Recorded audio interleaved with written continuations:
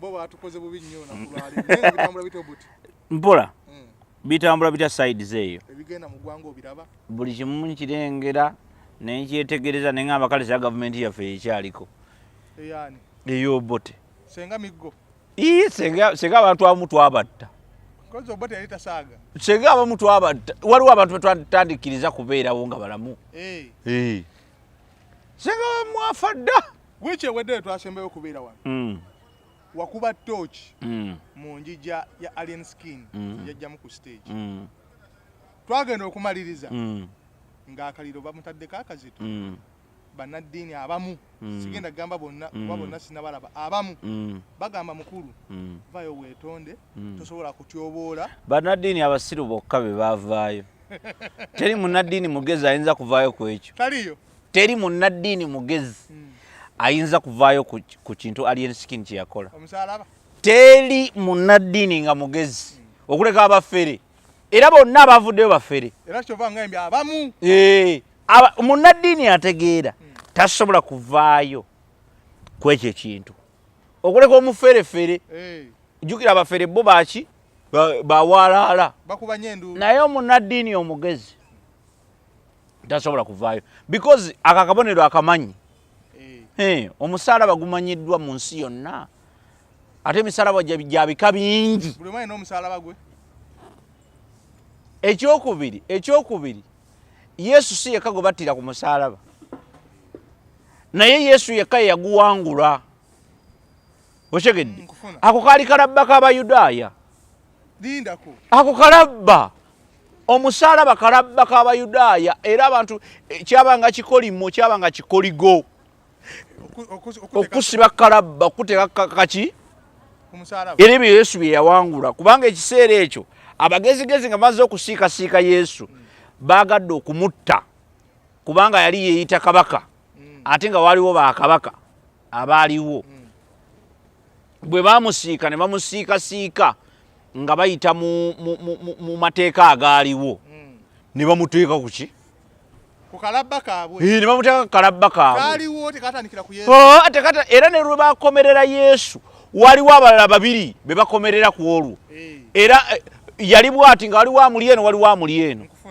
Omu ku bo n'amujerega n'omujerega n'amugamba otugamba oli mwana wa Katonda lwaki totujja ku musaalaba ffenna tuli mu bulumi naawe kati oli mu bulumi.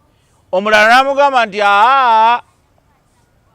Amwoyo muveeko ogendanga mu maaso ga Katonda nze nzikiriza nti oli mwana wa Katonda ddala nkwatira ekifo naye nze kyenkusaba nze nazize emisango gyange kyevula bandiwa ndi wano kalabba naye gwe tewaziza musango bakusiise busiise okukulokola ki okuleeta wano. Bw'ogendanga mu maaso ga kitaawo onzijukiranga. Era oyo yagenda naye kati olinga alaga olinga alaga Allien Skine kati engeri gyali wano mu makkati mulimu abamu abakkiriza kye yakoze mulimu abamu abagamba mukulu weebale nnyo. Kakati olina okutegeera amazima g'ensi eno nabagamba not every good thing is right. Abantu bangi baagala nnyo okwagala okulabika obulungi mu maaso g'abalala nga bakola ebintu ebigira buli kintu n'ajja n'akyogerako. Nze olaba olumu onkubira essimu ne nkugamba ekyo situgenda kyogerako tukireke kubanga tekirina kye kigatta ku ggwanga kitugattako ki okyegera kyenkugamba kakati ate wabaawo ebirala ne nkugamba ate tukireka tukyogereko. Kakati omuntu yekka nga muferefere mu ddiini yasobola okwogera ku musaalaba gwo omufere kubanga jjukira abafere ba bifaananyi nnyo nga yeetondera ani kati yeetondera ani yeetondere bo yeetondere Yesu yeetondera ani. Ekyokubiri ani amanyi ekifaananyi kya Yesu bwe kifaanana? Kati mwe muli ku firimu ebeeramu ba actors kati oyo actor gw'oŋŋamba yeetondere actor Katonda ye yaleeta actor yaleeta ani? Yaleeta mwana we. Bakyagezako kulaga. So these people are fooling you around amazima gali nti Allien Skine talina musango yakoze. Yesu Kristo bwe yabeera kuno ku nsi yafiira ku myaka 3 mwegi. Alina ebintu bingi bye yakola biyitirivu. Omuli n'okuvuga endogoyi, okuvuga embalaasi. Avuga embalaasi abamumookinze. Yabajja buli mubajja amookinga Yesu. So what's the point? Otunanya Allien Skine n'ababazi tubanenye. N'ababazi mubanenye. Anti babajja nnyo. Ababajja bino byonna. Beetaaga kukwata. Bamookinga Yesu. Lwaki babajja nga ne Yesu yabajja? Mu buufu bwe bumu. Tutandikidde no mu stories wasooka okukola. Mu buufu bwe bumu. Suuna Ben. Omukulu Kamoga. Milioni 9 zaamusaba okwonoona erinnya lye. Nga tetunatuuka kwonoona linnya. Kiki ekyaleetedde ono okwonoona erinnya? Takali kyapa ki? Amateeka gafuga ebyapa mu ggwanga weegali. Constitution ndowooza 237 mugundi mu Land Act eyogera ku ebika by'ettaka bye tulina mu ggwanga. Omuli Maryland, omuli gye bayita freehold, omuli gye bayita mulimu freehold, mulimu Maryland, mulimu simanyi bazita zaani zigundi zino ezibanga ez'okupangiza bazita zaani zigundi ziriizi n'ebiringa ebifaanana bwe bityo. Kumpi ebikanga 5 eby'amataka ge tulina mu ggwanga. And land ownership. Omuntu afuna atya ettaka okubeera nti lirye. Ebyo byonna mwami Kamoga akakasa ayinza okutubuulira nti yabigoberera okuwaba n'ettaka ekyapa amanya 2 babigoberera because waliwo process ekyapa osobola okukifuna ne process etekukuba nga ntuufu. Ekyo gundi kyetugamba amateeka kyegatugamba the Land Act. Abantu bangi balowooza nti bw'ofuna ekyapa biba biwedde. Kyova olaba nti bamanyi nosazaamu ebyapa ng'oza kiva ku ki? Process yo kifuna eba yali nfu. Yes, ekibuuzibwa nga tonnaba kugenda ku erinnya lye eryonoonese lyabadde ddungi because gweoyinza okulowooza nti lyabadde ddungi nga ffe tulina evidence nga lyabadde bbi. Ontegedde? Kubanga teri kintu kyonooneka nga kyabadde kibi. Ekibi tekyonooneka. Olwedde kiba kibi ate kyonooneka ki? Kakati gwe erinnya lyo lyabadde ddungi. Ontegedde? Kiki ekiraga? Ono byakomplainingako bikyamu. Tugendere ku mateeka tuleme kwogera bwogezi kubanga balina balooya baba bawandiika amabaluwa. Lwaki owandiika kati ebbaluwa nga it's been 2 years of complaint? Abantu batuuse n'okwetemera ku ttaka liri liwagabirako ebyapa ng'osirise. Kati gwe bakugambyeko n'ojjayo kalaamu libadde ddungi. That's the question. Alina evidence nti libadde ddungi erinnya lye. Tulina sooka awo. Do you have evidence nti libadde ddungi? Nga tonnampaabira nti kati olifudde libi libadde ddungi. Kyenkaayanira kikyamu. Suuna Ben tazikiza. Ate atya, it's not about kuzikiza, it's about mateeka gogobererwe. Ekyapa ogendako amannya 2 bayita mateeka. That's the only question. Kyova olaba nkugambe basazaamu ebyapa. Gozaaki basazaamu ebyapa?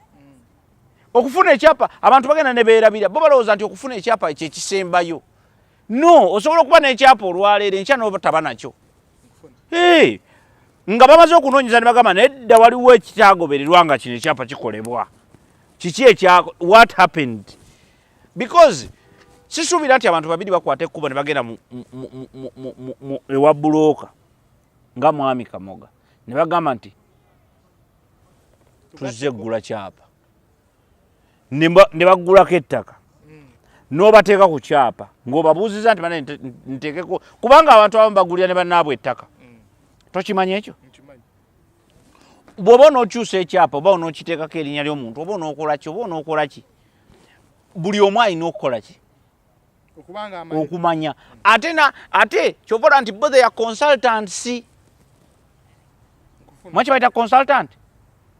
Nti beebuuzibwako bwe bituuka ku byettaka bekola ki bebuuzibwako nti olumu ne mistake wabaawo mistake egenda okukolebwa gwe olina okuluŋŋamya n'ogamba naye kino bwe tukikola bwe tuti kitegeeza bwe kiti okikkiriziganya nakyo so sikulaba munno ng'agenda okugwa mu kateebe era gwe n'ogenda mu maaso n'okamukola ki n'okamusuulamu nga ye kyalowooza kirala naawe kyokola kirala because you are consultant ngo avudde mu bwa client kati client wo ate olina okubeera consultant we nti buli kintu kiriko professional waakyo nze bwe mba njagala ebyamawulire sisobola kugenda ate nenoonya mulimi era noonya munnamawulire nti owaaye mbadde ngenda kukola kino lowooza tukikole tutya okyegedde so totandika kwewolereza kugamba nti nze nakola ekituufu kye nali nnina okukola no kirayanti lwaki akaayana kati mwami Kamoga kirayanti lwaki akaayana kati what is wrong kitegeeza consultancy level tewagikola tewakola kyewali olina kukola oyinza okuba byewakola bikola mu mateeka naye nga tewakola bintu bituufu nga birina kubeera okategeera yes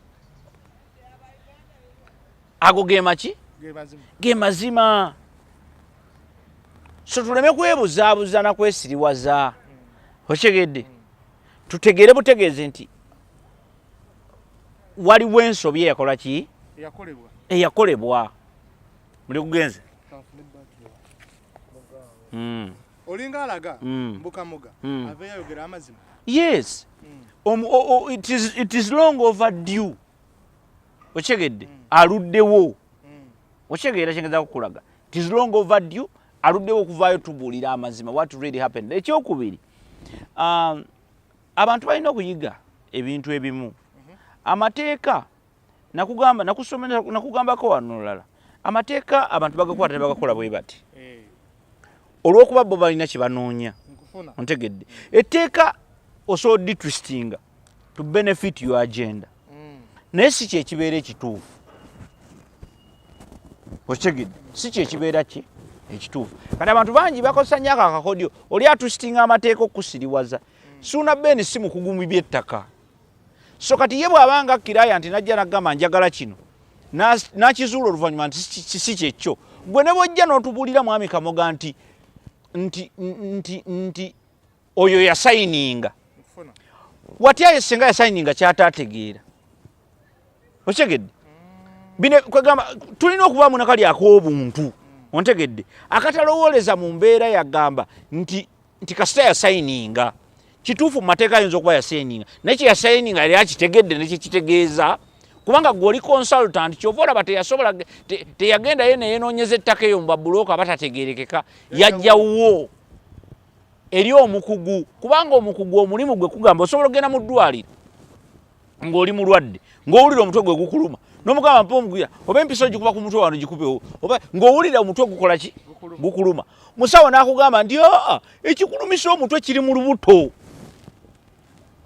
ontegeera ekikulumisa guno omutwe gwe gwolaba kiri mu lubuto ontegedde n'akijjanjawo omutwe ne gutegedde gwokanda mugamba wandinkubyeko bakiri empiso wano ku mutwe nagamba nedda tosobola gikuba ku mutwe ekikulumisa omutwe kiriwa kubanga ogenze wa mukugu kakati ate gwe tosobola kugamba nti ndi musawo naye nange yajja naŋŋamba mukuba empiso ku mutwe nengimukuba kati ate akayana kimpiso nentamuwonya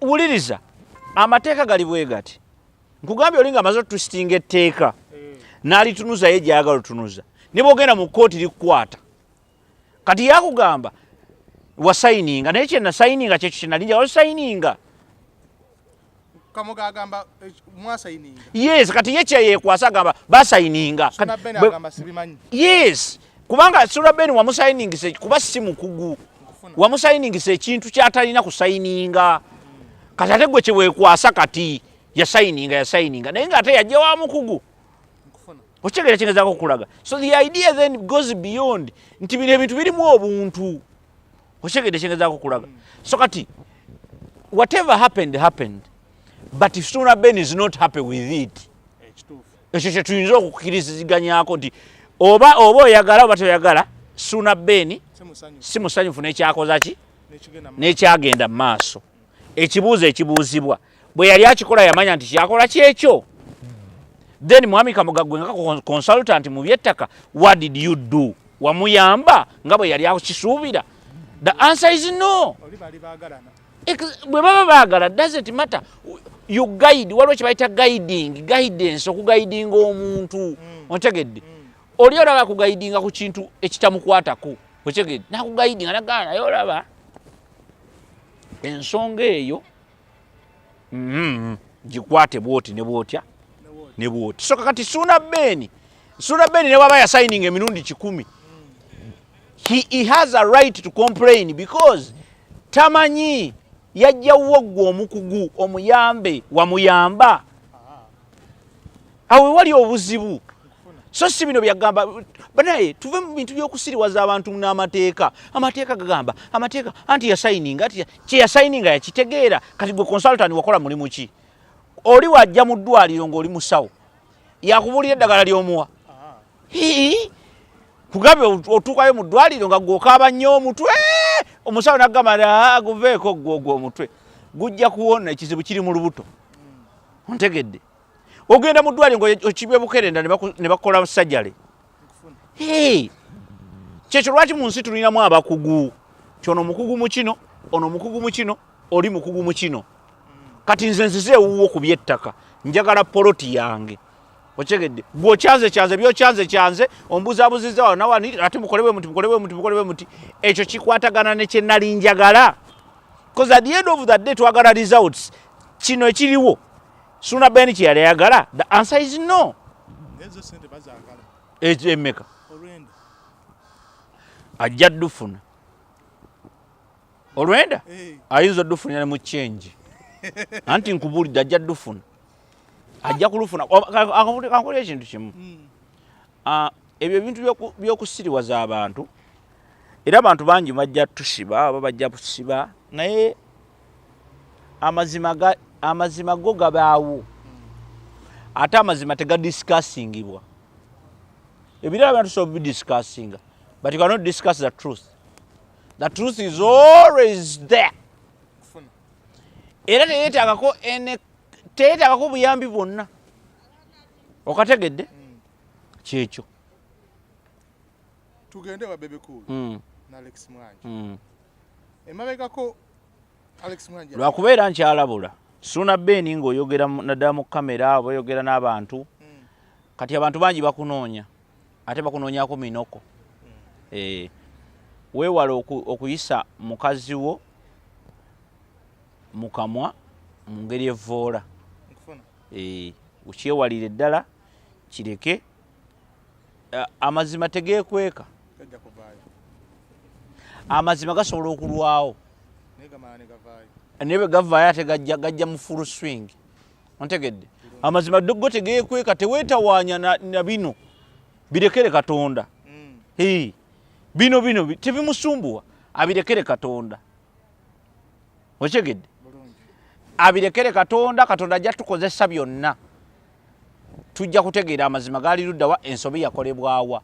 Ebyapa basiba babisazaamu. Ebyapa basiba babisazaamu. Si kipya. Era mistakes abantu bazze bagikola. Era abantu bangi batusitiza amateeka ne bafuna ebyapa. Ne babibajjako. Okyegedde? Kati abeere ku Holland. Si ku Holland. Naye teyeteeka mu position ya kudivertinga issue. Anti bwe weteeka mu position ya divertinga issue oli atandika okukola ki? Era senga kibadde kisoboka Suuna Beni weetondere ennambwayo okumuyita akayiringu. Ekyo kiveewo tudde ku nsonga endala. Ontegedde? Kubanga oli maama wa mwana. Manyi obusungu bwa bulina. Ontegedde? Nze nkabe ezi bazindyako. Ekezi bazindyako. Kuba nze nabagamba nti ettaka eryo bwe liryagala okudda liridda. Ne bwe mulizimbako ki? Ne banguwa mangu ne bazimbako ssomero. Ne mbagamba bwe liryagala okudda liridda. Naye nze sisobola kulwanagana nammwe. Ontegedde? Nga sisobola kulwanagana nammwe. Suuna mede amagezi g'omuwa. Yesonyiwe conversation ez'ekikulu ekyo naye ekikulu kya byonna asigale ku nsonga ye. Ffe tuli mabega we. Kyapa ku mmeeza Kamoga. Kyapa ku ki? Kyapa ku mmeeza. Leeta ekyapa ky'omwana. Leeta ekyapa ky'omwana. Mwana asula mu ndongo ng'abonaabona. Leeta ekyapa ky'omwana. Leeta ekyapa. Leeta ekyapa. Okyegedde. Ebyamateeka byonna bijja kujja naki byonna bijja kujja byonna tetubifaddeeko. Ekikulu kya byonna ekyafulumira ku kyapa kirayant kye yali ayagala nti nedda. Bw'aba kirayant kye yali ayagala reverse it and fix it. Kubanga omuntu yekka so fixinga kyekiro bamuyita mwami Kamoga. Yekka. Tumuveeko. Tugende wa Bebe Cool. Bebe Banton. Abantu abamu bajja kwepankira ku Bebe Cool basangawo Bebe Banton. Kozi nayo gyali. Yekweka bwekwesa. Kakati Bebe Banton, faba Bebe Banton. Abeya ya area e Nairobi. Ffe tuliwo. Esawa zino. Oyo mwana w'egundi simanyi bani Muhangi. Yetegereze. Muhangi yambe wetereze. Agamba mukulu yagana okuyimba. Bombo clat. Yayimbe. Tayimba. Muhangi tamanyi kuyimba. Azire nyimba. Ayimbe. Lwaki Muhangi yayimira n'ayimba? Yali atimbe Bebe Cool. What are you talking about? Ayimba agambe Bebe Cool aganye okujja kayimbe. Nanti alowooze byangu. Namuwulidde ku biyaze ku live yenna tabidde. Akati ze ndi neighbor. Bwemba if your neighbors will Bebe Cool so that what? Ayimbe. So what? Not neighbor. So what? Neighbor tasasura. Neighbor ekyo bale kibuuza neighbor tasasulwa. No kumsasula. So that's the point. Statement za Bebe Cool wazuulidde. Byonna nabiwulidde naye ekikulu kya byonna abantu balina okubeera respectful eri brands. Brands zino ziri very funny. Omuntu agizimba mulaba n'agiteekawo n'agiteekako n'omuwendo. Kati abantu abamu tuwangadde nnyo nabo ne balowooza nti oyo boyi wange. Ontegedde tukoleredde bye tukoleredde for a long time. Kati oli bw'abanga alina kya for a very long time, by the way, with a lot of patience, a lot of resilience, a lot of hard work. So somebody can come up and say some crazy shit about your brand and they think it's just going to go like that. Omwana yagenda n'awandika nze naliwo. I was there. I was not told. I was there. In fact nali nyingira bwenti n'emmotoka yange n'ensanga emmotoka ya Bebe Cool ng'epakize wali munda. Akati ne baŋŋamba abo abaana be nti kola ki sooka oddeyo emabega tuleete ki ndowooza baleete Bebe Cool ndowooza ye basooka kuleeta ziwena n'atuula. Kakati ngenda okulaba baŋŋamba ne ŋŋamba it's okay ne bavaayo nsooka nenvaayo ne bagenda. Bwe bagenda nze ne mpaakinga we babadde wennyini Bebe Cool wabadde. We mpaakingawo ne mbeerawo eddakiika nga 3-2. Bebe Cool emmotoka ya Bebe Cool ngenda kulaba ekomawo epaakinga. Ne tubeeraawo. Kati nze be nali nsasulidde kuba bo bali baagala okubiraba bwe twasasulaawo biki boosi wange n'ayingira ne bakyaliibe. Nze ne nsigalaawo n'abo ba jobless billionaire abaani abasiima ne tubeerako awo wabweru ne tudda mu kibozi. Kimanyi kibozi kyewabweru awo ekyo kibozi kyewabweru nga ssaawa 3 bannamawulire nawulire tubeeraawo tubeera mu kibozi kyaffe. Kati tuba tukyali mu kibozi Bebe Cool ono after like 30-20 minutes nga Bebe Cool atuuse zaali ziweze essaawa 5 n'ekitundu awo. Bebe Cool ng'atuuka nga apaakinga ng'asooka abeera mu mmotoka for like 40 minutes ng'agifuluma ng'ayimirirako wabweru awo. Ngabeerawo ne bakyaliibe tumubongako awo n'asigalawo awo. Kati tutandika okwebuuza Bebe Cool ki abeera wano for all these hours nga taperforminga. Okitegeera alina obudde bungi bufaananidde wano. DJ wayingidde eri munda atandise okuba ng'ayagala okugira tuvudde awo Maria kyawe atandise okugira Maria kyatero sembayo ndowooza yawo okuwona. Akubye for over 1 hour manyi Maria ki. For over 1 hour. Akyasolooza ebintu byebyo byabeeramu. Bebe kulu ali awo.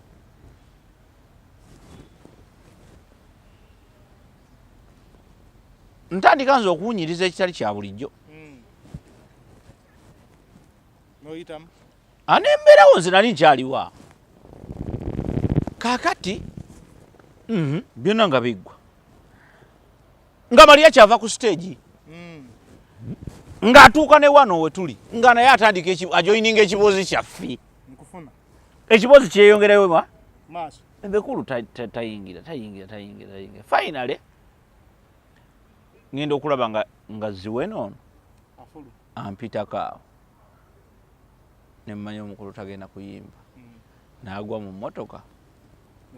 Ne basimbula. Mukulu n'apositinga. Aba nga yakafuluma bw'ati. Nga post we nakoma okutegeera. Yakola musango. Teyakola musango but yakola kya kisiro. Hey. Because ekisookera ddala kati nze nenfuba nnyo ntegeere ki ekibeddewo. Mukulu ata performance. Tya mukulu abadde abanjayo nti aha ekyo kimu. Ekyokubiri ti omukulu Owedde abamuyimirizzaawo baganya nga takola ki? Tayimba. Konze aha ekyokusatu Alex Muhangi omulabyeko. Konze gyali munda eri namulengeddeko. Nti se badze mu kutuma bakyaliibe.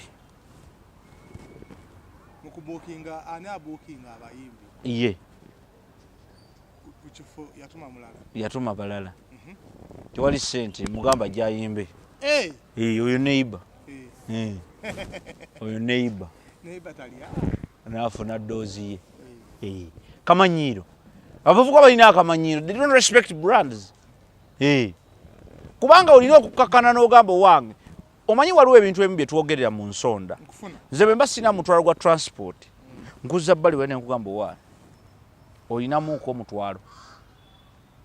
Okyegedde? Oba kyegera kyengeza kugamba. Sikuyimira nga wae boti soko omutwalo. Kuba tebijja. Waliwo brand. Okyegedde? Gy'olina okukuuma. Ontegedde? So kakati gwe tojja kudda kukakkana omaze ompise ku short notice. Because bwe nabitegeera oluvannyuma. Yamuyita ku short notice. Najja. Yamukwira lwakubiri. Bw'amuyita ku short notice najja. Ne bakkiriziganya ssente. Bwe bamala okukkiriziganya ssente n'atazisasula. Ate mu kifo ky'okumugamba nti waayi ssente tewaliyimba. Wasisuubira nti Bobi nti Bebe Kulu oyo ebbanga lyonna yayimbidde wa Muhangi ndi abadde amusasulanga kashi. Sikisobola kikkiriza. Ontegedde. Kakati ffe bwe twavaayo tutandika okugamba nti n'omuntu wo ono kyaliiwo. Oli ku level gw'okuuma bulandi yo tosobola kufuluma wano wabweru kwogera na Bebe Kulu. Kumugamba nti owaani kintu kizitoyeemu naye jangu ogakubemu. Tujja kwebala. Tujja kwebala. N'otakola ekyo. Ontegedde. Naye n'osobola okupostinga n'ogamba nti abantu that's why people don't like you. Gwomanyi ekitegeeza ekyo? Eri brand. Busunguwa. Anti kati bw'oba n'osunguwala olina okubeera professional. Omanyi professionalism esukka ku busungu. Nze tuyinza okugaana okukolagana ku nsonga emu. Ne bwe tutuuka mu kukola emirimu ate tuba tuli mu mirimu. Tukwatagana. Because tewali contract eriwo nti nina okukwatagana naawe. Ontegedde? Naye ate tulina obuvunaanyizibwa obw'okukola. Kati professionally olina okweyisa obulungi. Ba ku bya feelings. Professionally bw'oba ya professional toteekamu feelings. Gundi ayogedde bubi. Gwalabye Bebe Kulu amuddamu. Yamutadde ebbali. Wamulabye amunyega. Kati gwe oli mu kugamba abantu mbu abantu tebamwagala. Ate gwe wabadde owanise wadde omuwanikidde ki? Gwe bataagala. So kati obwo busiru n'omwenge gwe banywa gwe batasobola. Olwavudde awo n'ajja n'atuuka ku ki? Ku gundi. Ffe ffenna n'atuvumaavuma. N'akola ka live yabadde ku live ya yoyo omuvubuka bamuyitaani Crystal Panda. Ffenna n'atuvumaavuma nti Bebe Kulu atusasula. Oshege yashengeza kugamba. Bebe Kulu yatusasudde tu promoting oluyimba lwo. Oyo bwe tuba twagala promoting oluyimba lwa Bebe Kulu. Tuyinza okukozesa Muhangi. Is Muhangi wasi lwaki ezize enyimba ze lwaki zitambula eza Muhangi tayimba ayimba lwaki zitambula ezize ngate yaliko amasenze ga promotion tuyinza nagamba fena Bebe Kulu yatusasudde yaba meka ngata wanjo kyayo Obote anti zezo zali zange baziwagwe baziwanze mbutu promoting oluyimba kati nga tunoonya promotion y'oluyimba ekisooka enyimba za Bebe Kulu nnungi nnyo nti ze promotinga zokka okyegedde enyimba za Bebe Kulu zina market nnene nti ayimbira buli muntu yenna waliwo oluyimba waliwo ennyimba ze ezimu ezitabeera mu bifo ebimu kati gwe bw'otaluwulira oluyimba lwe ng'ate wawulidde nti yafulumiza oluyimba kitegeeza tuli ku level yo luba luli mu America lukuba abo yenkola ya Bebe Kulu nti Bebe Kulu alina market all over the world kati abantu abamu balowooza nti enyimba ze kakati waliwo enyimba zoyinza okutunuulira kati motivation wane Uganda bwoba omuwuliriza nnyo tasobola kusala kololo ayita bwati ekololo n'agenda bwati n'asala n'agenda emuyenga n'agenda emugundi n'akkirira n'agenda paka egundi n'akoonako sayidi zaawo n'ayitaawo bwe lugenda kati ne lugenda wali ne lusitretchinga ne lumala ne lukoona entinda ngene kiwatule najjera kyanya gundi yonna lubanga olugende lukulosinga egayaza ne ludda bwe ludda bwe ne lugenda paka Munyonyo Salama Road kati ne lubuuka bwe luyita bwe lutyo ne lugenda paka Ntebe bwe luvaawo Entebe ne luyingira Kenya Katanga lutuuka temusobola bwayise mulinde Badda Makindi Kasepikiko Katwe awo nga tubakuba zituni endala nga tubakuba zino endala zigundi boggolako katwawo wonna boggolako tubalimu zana awo wonna Kasepi kyakyakola gundi tutambula awo wonna nankulabye Kasubi wonna awo tuba tukyalina mwezo Nabulagala kabaira kankolera bw'oluyingira Nabulagala nebekaba katono oba oli awo obakuba awo nakakati Bebe Kulu that is how systematic he is talinga abantu abamu ayimba ekiyimba kimu nayagala kikulosinga all over the world no way it doesn't work that way kakati sisobola kubanga yaka promoting a motivation nenzoganya Muhangi for what reasons ate kitya abantu bo bagundi kyovola bati motivation asobola muyimbira mu comedy store ate comedy store yabagundi yabamaliaki kabeera kankolera kubanga omuntu alaba Mariaki era alaba gundi Kasepikiko kabeera kankolera ani byebyo era ze nnyimba ze tumuguza Muhangi ontegedde kati gwe bw'otandika okugamba mbu tugenda promotinga luyimba promoting motivation ate Muhangi teweewa nnyo importance omanyi waliwo kye bayita over importance omuntu yeetekako nnyo importance gwoba okola emirimu 5 fe tulina 15 promotion ya luno oluyimba tetusala tesalingira comedy store etya lina bera kololo kugambye etya muyenga etya kubanga muveeko nno mwesonyiwe atwesonyiwe yamanyidde Rasta talowooza nti bigenda kukoma ajja kuwulira akaliro tumalize na King Saha oba nsooke nkupuleyingire byeyogedde oba wabiwulidde kye simanyi nawulidde ebintu bingi omanyi King Saha is a storyteller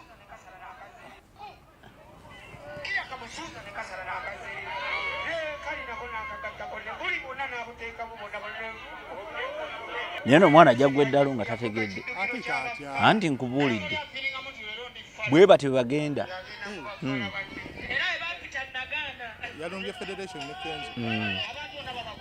anti alemereddwa liri puzzle katata ayagala kulumba federation liri puzzle mulemi liri puzzle kyakoze mutabani wa mmokimanyi gwe liri puzzle mulemu mmeka Allah liri paza yamukwa golo 8 fe twa stopping atirekera awo yamukuba 8 ku 2 kwasoka namukubezi ng'oli takutte eyo namukubwa tune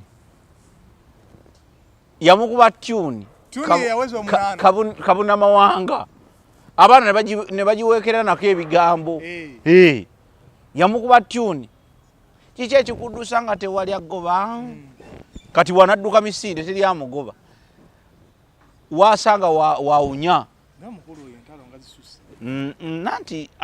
anti olaba amaanyi agemanye mabi omanyi omwana ono alina amaanyi simanyi oba okimanyi King Saha alina amaanyi ate wonna alina amaanyi wonna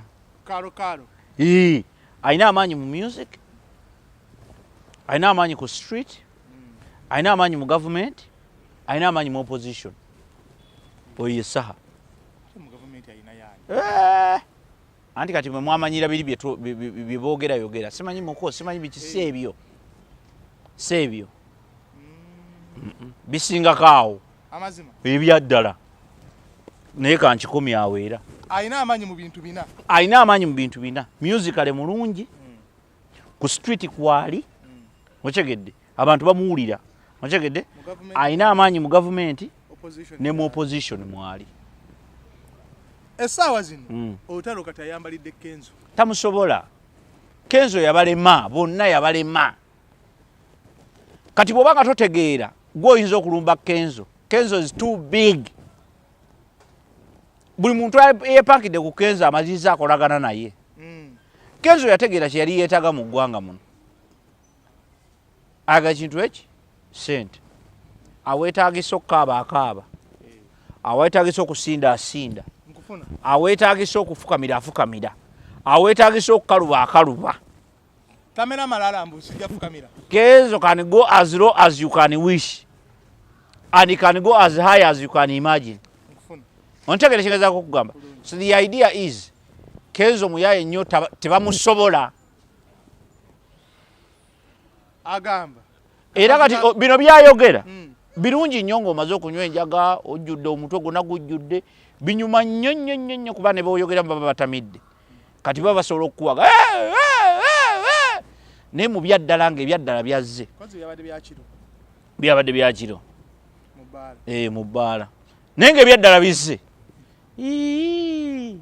Kenzo waatuula gwe totuulawo mu byonna ne bwaba music owa ku street z'e Kampala kozi n'abaagenda nga bamumanyi omwasala ng'etutudde wano buli omadda eri tuteeke wali audience anagikyamusa owuliriza owulidde ekigambo kyoyogedde kukyamusa kati bw'oba oyogera ku music acrossinze all over the world Eddie Kenzo goyinza ogenda kweyogera King Saha egunde Nigeria teziri enyemba nga zikolayo ki oba South Africa era ziri mu buyumba bw'abaddugavu abaliyo abafirika abaliyo abagundi abaliyo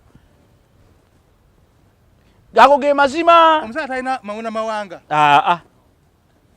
wano nkugamba ku street z'e Kampala kwali nkulaza amaanyi ge kwali kwali ku street kwali kyekyo lwaki twamuliko nnyo ne ku show era twaliwo nene omukazi yamulumbi nago omuntu yagirwa kakazi ka Kenzo anti nkubuulidde Kenzo munene nnyo ku Saha gwe bulolaba omuntu ng'alumba omanya jjukira ebitambuza oyo muvubuka era kulumba bantu yasooka n'abeera ne bebekulu okimanyi bebekulu yalabirira omwana oyo omwaka mulamba gwe yali abanja nkugambye yamulabirira yamusasula n'amuyita namu Saha takyabanja yamukuba oluyimba yamukuba tune n'emusasuza emwaka mulamba kekitegeeza mu bumpimpi Saha taddamu n'abanja ki sente ze bebekulu zyatamu yesasula naggwa nayo golaba akyanyega naye yakizuula nadda kwani nadda ku Kamiiri taata we yamuleeta mu ndongo n'amukola ati yatugamba notugamba mbwala kizale King Saha ze nno omujagala King Saha obulamu bwange kubanga King Saha obulaba He's a very good storyteller. He's a very good storyteller. Chovora bantu beguddeko nani? Ne puzzle na storyteller. Nayo yamukwasa kabako. Ati yamukwasa kabako teyasobola ddala n'okutegeera w'abeera. Kabako teyasobola na kutegeera. In fact bamulinnya tannaba na kutwa. Nasembayo kabaka atugambye agenda kumukonkona. Ate atya bankunkwasiza mukulu tamusobola omanyi Kabako is not a very good storyteller. He's a good performer.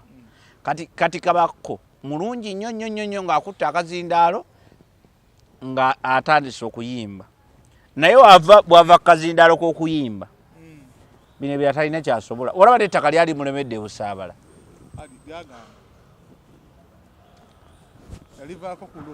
kyenkugamba ekyo kyenkugamba nti waliwo ebintu omanyi omuntu tubupimira ku ntalo zawangudde naye yatugambye mbu federation eyo alina bawagizi bangi tasobola kugendayo kuba tebajjaawo kyova akati abatalina bawagizi bajja babiramu obuntuntu bwa musuuza yalabawo atya nga tannagendayo simanyi oba alaba footage anti aba content abo abantu abakunama ekiro tujja bbalaga lumu ng'akuname bw'ati ebbina liri mu bbanga bakunama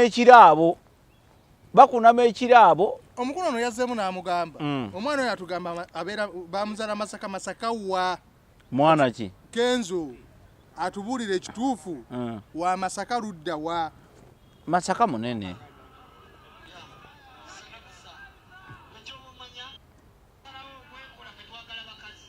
wida statement eno gyagamba muno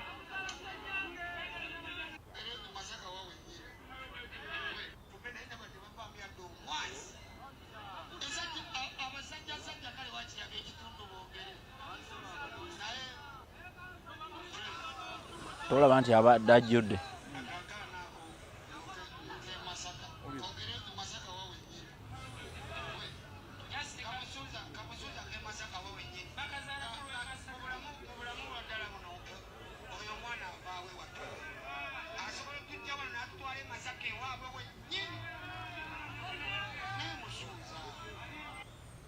abuusabuusa ne gibamuzaala ekyo si kikulu. Trump yabuusabuusa nnyo Obama nnyo ye yamusooka mu State House. Trump y'omu ku basinga okubonyaabonya Obama. Oli waawe watuufu tebakuzaala kuno toli mu America oli mu Kenya olunaku lumu n'amuyita mu State House mu White House ku dina n'ateeka gundi ye n'agiteeka ku gundi n'agiteeka ku screen ekinene bwe kiti birth certificate n'abagamba nti mwami Trump oyo yali abuuza gye nzaalibwa. Omanyi Trump yalwawo nga is a critique naye nga tanayingira mu system agwana. Kakati lumu bakiyita kyali kisajja kigagga nnyo era nga bwali kati n'agenda ne bamuswaza. Kati noono naye abantu kasaba taliko okubuuza ovaawa omanyi omaze obbakuba point oli waba yeggwe gwani okitegedde kubanga abantu bwe tubagamba ebintu bibaluma nnyo n'atandika okubuuza gwani ne bwe munaatutegeera temugenda tusobola tuli balala Obote waawa tosobola kunda because bw'onontegeera tojja kuntya buti komaawo Bote wuyo mulabyeko period bw'onontegeera tojja kuntya buti kati neesonyiwa. Kati ekikulu kyono oyo King Saha alina kutegeera butegeezi. Kenzo yabaleka emyaka ngaaga ati nkubuulidde kati naago mazima nze ndya wa Kenzo bwe nkugamba ekigambo kye nkugamba nkitegeeza. I've been with Kenzo in some meetings I've understood. Yabaleka mayiro ngaaga concept ya music mu Uganda yagitegeera n'ategeera ne art bw'atambula. Kyova olaba nti Eddie Kenzo bw'ogenda e Malawi n'ogamba nti Eddie Kenzo bajja kukutegeera. Tosobola kukirabako, tosobola kwogera King Saha ng'otuuse Kenya. Tosobola. Tasobola bagenda ayimbe ki? Tumalize neno statement. Tuyansanyusiza.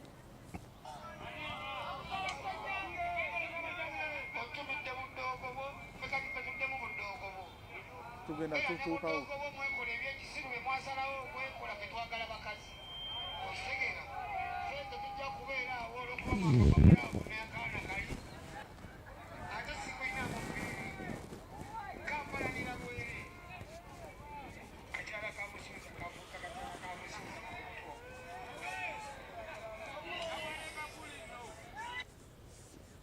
Tumalize neno statement.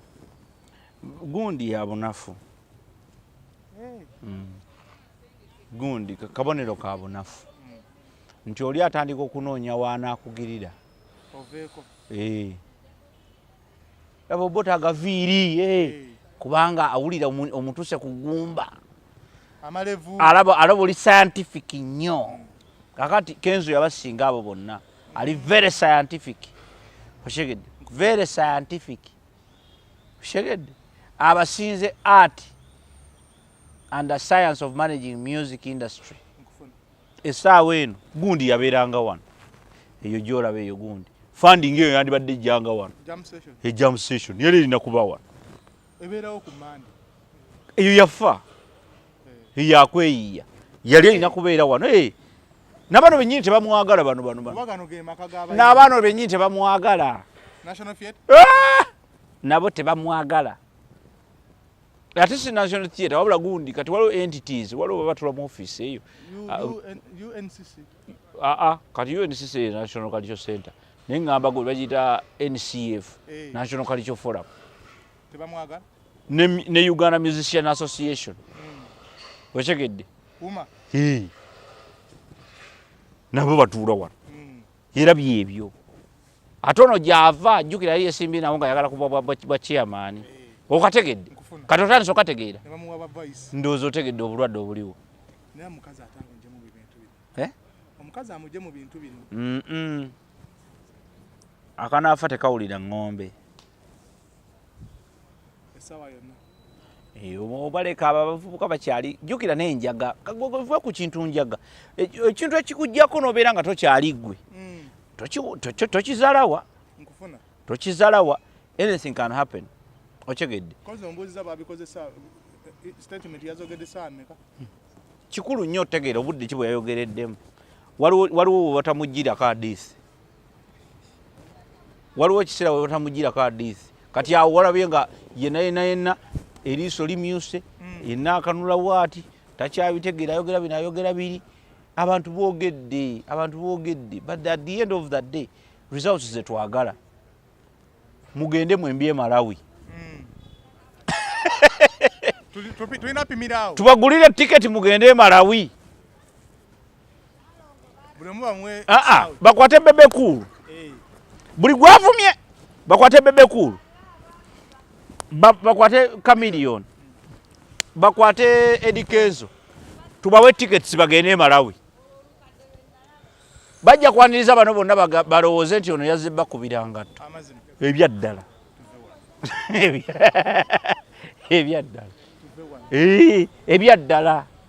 ebyaddala ne Kenya wano ne balinnya bulinnya akamba kati tezisala boda lwakuba temweteekamu ssente kwata emitwalo 15 ofune wano baasi ogirinnyo ogende e Nairobi ogende okole voxbox dakiikaaga ng'obuuza who is King Saha oddemu oyite munu ng'obuuza who is Eddie Kenzo oddemu lumu ng'obuuza who is Bebe Cool oddemu lumu ng'obuuza who is Chameleon otegeere kyengezaako okugamba omanyi mmwe mugende mwerimbire eno ontegedde ennakawuka ne mwerabira nti Uganda nene okusinga nakawuka ate ensi nene okusinga nakawuka otegedde ffe tetulina mbojja nyina bantu naye kasatu kakasa nti nno omuntu byebiri betugaddeko ne Muhangi ti Muhangi gusale otegedde gusale bwe tuba twagala promotinga luyimba lwa Bebe Cool tesobola kukozesa Muhangi kuba naye alina ennyimba ezagaana promotingibwa ezo za mu kisenge kye kubanga atya nozikuba ku comedy store tazizanya waliwo zirabyeko Walumira ku performing ku comedy store.